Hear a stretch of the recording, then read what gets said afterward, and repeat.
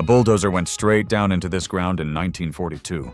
Not stuck, swallowed almost to the cab. Engine still running, while men who'd built roads their entire careers stood there completely lost. Nobody had told them what was under the moss. This is the Alaska Highway. 1,700 miles, cut through land that had never seen a survey stake, in under 8 months, in the middle of a war. And then something strange happened to it. The week it opened, it measured 1,700 miles. It has been getting shorter ever since, without ever dropping a single destination from the map. I went through the Army Corps of Engineers construction reports, the Public Roads Administration's bridge files, and the Yukon government's current highway contracts. And with the help of advanced AI, I wanted an answer to one question. How do you build a road on ground that is actively working against you? People had been talking about a road linking Alaska to the rest of the continent since the 1920s. Boosters on both sides pitched it as the future: trade, tourism, settlement. Canada looked at the numbers and passed. Why spend a fortune paving a route through the Yukon to serve a population you could fit into a small town? The terrain out there hadn't even been properly surveyed yet. For 20 years, that argument won. American senators floated the same idea in Congress more than once, and it died in committee every single time. Then, in about 6 weeks, that whole argument just evaporated. On December 7th, 1941, Japan bombed Pearl Harbor. Alaska sat exposed, reachable only by sea and by air, and either one a Pacific enemy could cut off. President Franklin Roosevelt authorized the highway in February 1942. Canada signed on within weeks, granting the United States the right to build through its territory during the war, on the condition that Canada would own the finished road once the fighting stopped. Construction plans barely existed. What they had was an old string of airfield surveys, a war deadline, and less than a month to turn both into 10,000 men moving north. The Army Corps of Engineers broke ground on March 9, 1942.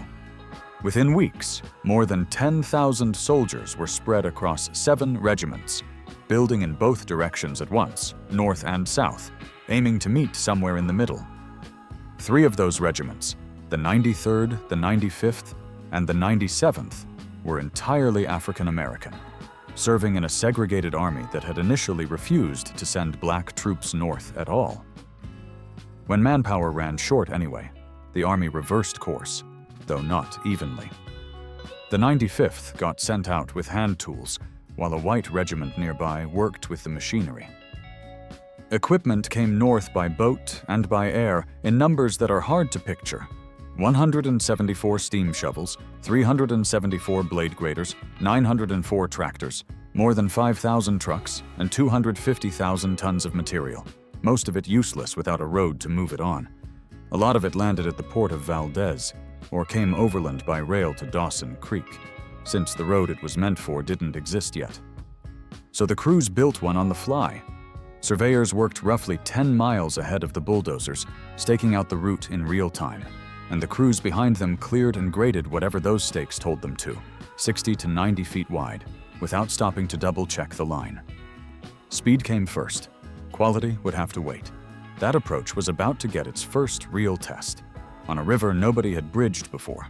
By May, the conditions on the ground had become their own kind of engineering problem. With close to 24 hours of daylight under the midnight sun, crews worked double shifts, pushing the road forward around the clock. Mosquitoes and black flies swarmed thick enough that soldiers wore head nets under their helmets and kept smudge fires burning just to eat a meal standing still. Spring runoff turned long stretches of muskeg into a soup nobody had bothered to name yet, mud deep enough to swallow a truck axle in a single afternoon. The fix was 3 overlapping crews working the same stretch at once. One cut the rough trail. A second felled trees and laid them crosswise across the worst sections so vehicles wouldn't sink. A third crew graded behind them, smoothing whatever the first 2 had left passable. By midsummer, it flipped completely. Dust on the finished stretches got so thick that truck convoys ran with headlights on at noon, just to see each other coming. At the Sakani-Chief River, the 95th Regiment was told a bridge that size would normally take about a week. The men, working with second-hand hand tools while the machinery went to somebody else, bet their own paychecks they could do it in less.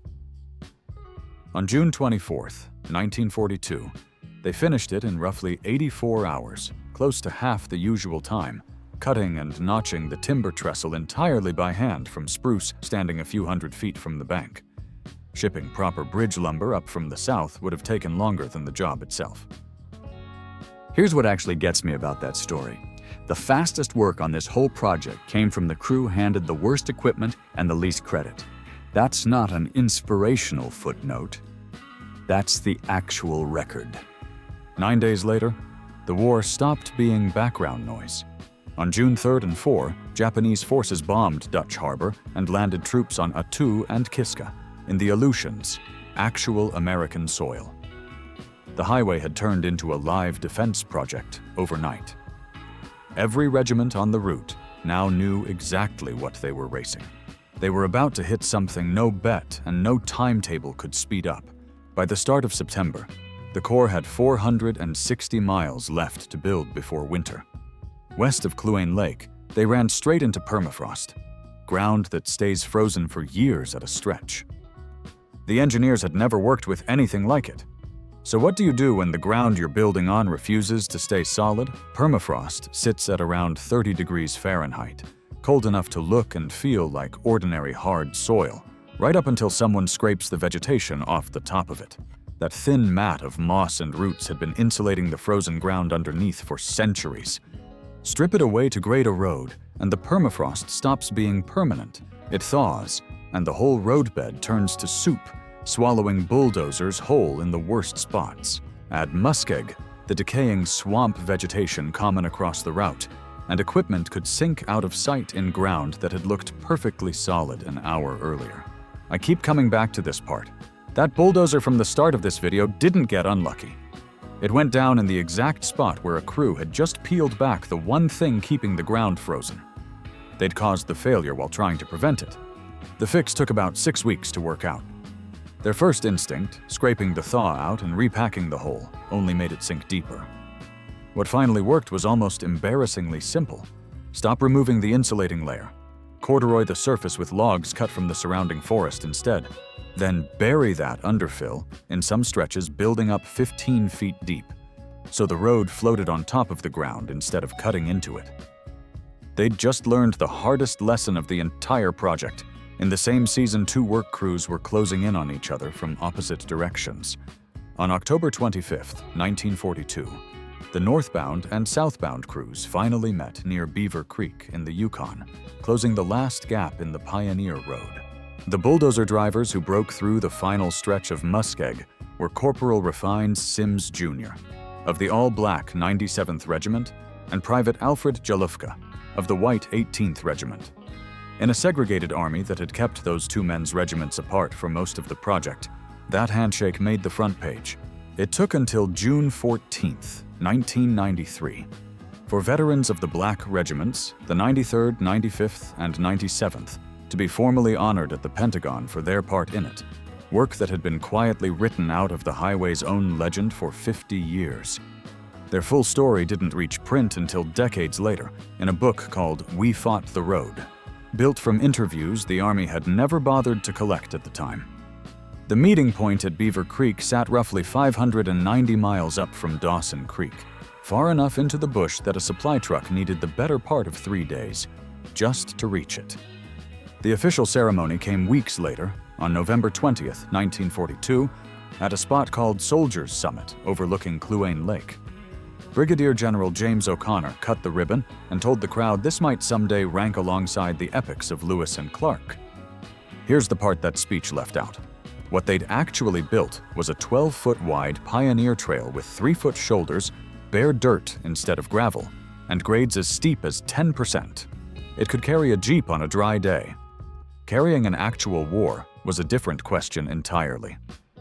The Pioneer Road didn't survive its first spring. Meltwater tore through temporary bridges, mud swallowed whole stretches, and the U.S. Public Roads Administration inherited the job of rebuilding, essentially, the same 1,700 miles a second time. They widened it to 24 feet, cut the maximum grade from 10% down to 7%, and replaced the corduroy and bare dirt with 2 feet of crushed stone and gravel. Wooden stave culverts and log box culverts went in by the thousands, roughly 8,000 of them, enough pipe to stretch 57 miles end to end if you lined them all up. Alongside them came 133 permanent bridges, 99 finished by October 1943. The rest delayed into 1944 by wartime steel shortages. Some hills graded too fast in 1942 turned out steep enough to stall a loaded truck in wet weather. So 1943 crews regraded entire slopes from scratch instead of patching them. The Kiscataniao River crossing shows you what that work actually involved. Engineers needed a 9-degree curve banked into the bridge itself, just to match a hairpin bend in the river and the mismatched grade on either bank. It became the first curved wooden trestle bridge ever built in Canada.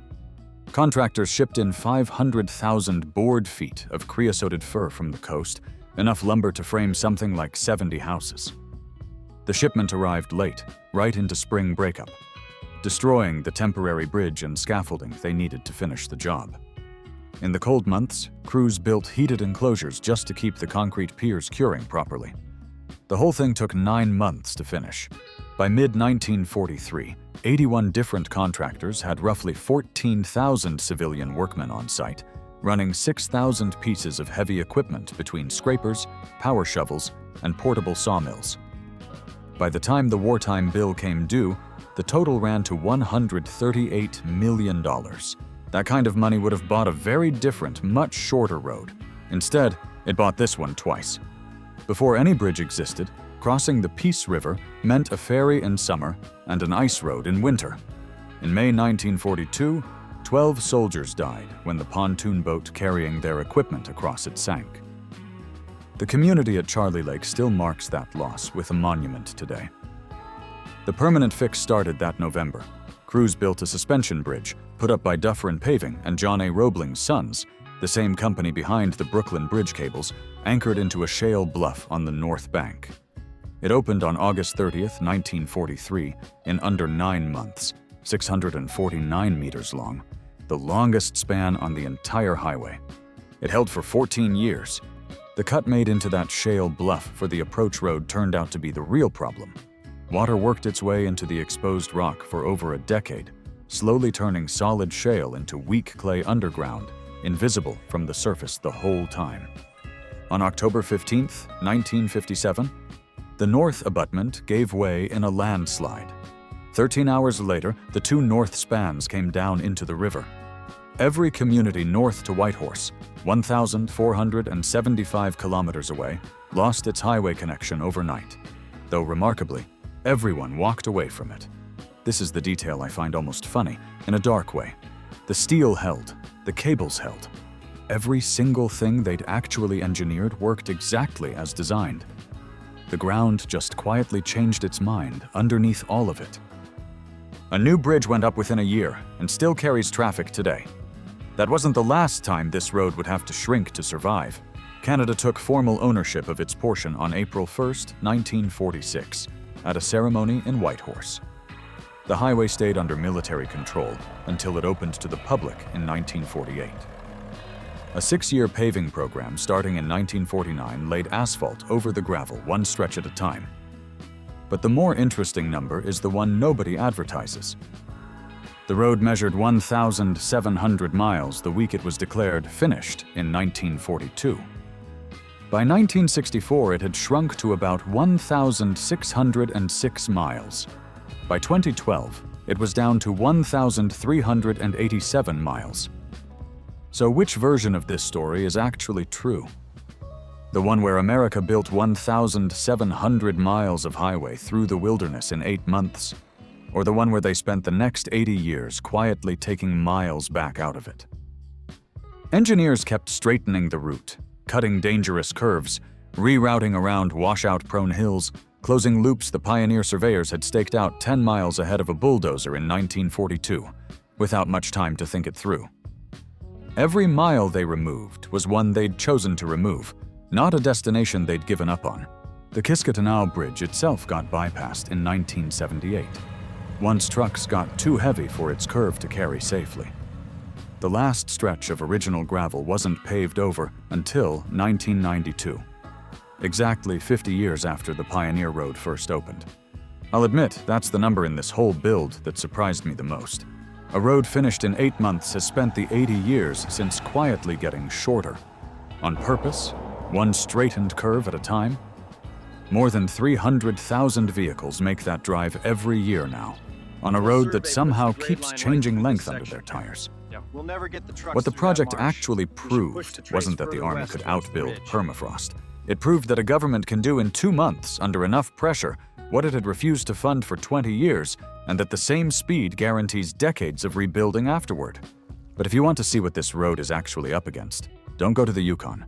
Go 30 kilometers north of Dawson Creek. The Kiskatinaw Bridge is still there. The 9-degree curve, the banked deck, the creosoted fur hauled up from the coast, all of it survived because the highway moved away from it in 1978 and stopped asking it to carry anything heavy. It should have been the one piece of 1942 that made it. It's been barricaded since June 2021. A landslide came down against one of its piers. Engineers cleared the material out, but the hillsides holding both ends of the bridge are still moving, and the bridge is still shifting with them. The wood is rotting. The railings are broken.